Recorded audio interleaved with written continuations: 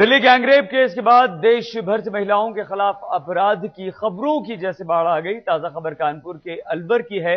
कानपुर और उसके अलावा अलवर की है, जहां छेड़छाड़ से तंग आकर दो लड़कियों ने अपनी जान दे दी। यह हालात काफी डरावने हैं। कानपुर और अलवर, ये दो शहरों की दो लड़कियों की दास्तां है, जो दिल्ली में गैंगरेप की शिकार हुई लड़की की तरह बहादुर नहीं थी। छेड़छाड़, ब्लैकमेलिंग के खिलाफ लड़ नहीं सकी, हारकर दोनों ने खुदकुशी कर ली।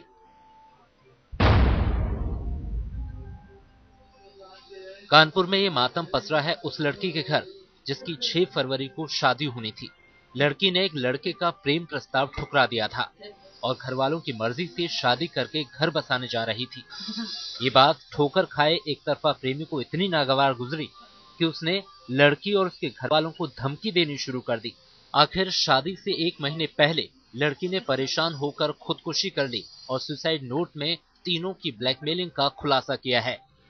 कठोर से कठोर कार्रवाई की जाए इनके साथ, जो भी हो सके हमारी तरफ से तो इनको फांसी चढ़ा दिया जाए, तो तभी हमारी आत्मा को शांति मिलेगी। यही मैं न्याय चाहता हूँ। 90% जली हालत में राजस्थान के अलवर से जयपुर अस्पताल लाई गई ये लड़की भी जिंदा नहीं निकल सकी। आरोपों के मुताबिक 19 साल की इस लड़की पर एक आरोपी शादी के लिए दबाव बना रहा था, लेकिन 4 साल से राजेश जोगी इसके साथ छेड़छाड़ कर रहा था और धमकी भी दे रहा था। आखिर जब धमकियां बर्दाश्त से बाहर हुई तो लड़की ने खुदकुशी कर ली। कोई लड़का था पड़ोस में राजेश जोगी के नाम से, वो 3-4 साल से उसे परेशान करता था, रास्ते में आते जाते हुए छेड़ता था और परेशान करता था। तो उसने बोलता था कि अगर तुम घर पे बताओगे ये बात तो मतलब मैं तेरे भाई को मार दूंगा या मैं तेरे पापा को मार दूंगा और हम तुमको सबको मरवा देंगे। तो इस वजह से उसने कभी मतलब ये बात हमको बताई नहीं, कभी पता ही नहीं चलने दिया।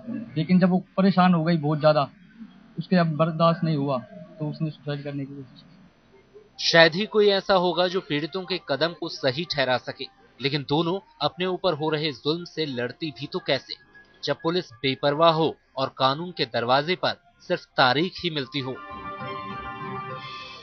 पुणे में सामूहिक बलात्कार के बाद बेरहमी से कत्ल कर दी गई नैना पुजारी के घरवालों का ये इश्तिहार देखिए। 2009 में क्रूरता की शिकार हुई इस महिला के घरवाले 3 साल बाद भी इंसाफ के लिए तरस रहे हैं और सोई कानून व्यवस्था को जगाने के लिए घरवालों ने आज 10 बजे रैली बुलाई है। कानपुर से रंजय सिंह और पुणे से पंकज खेलकर के साथ देव अंकुर, जयपुर आज तक।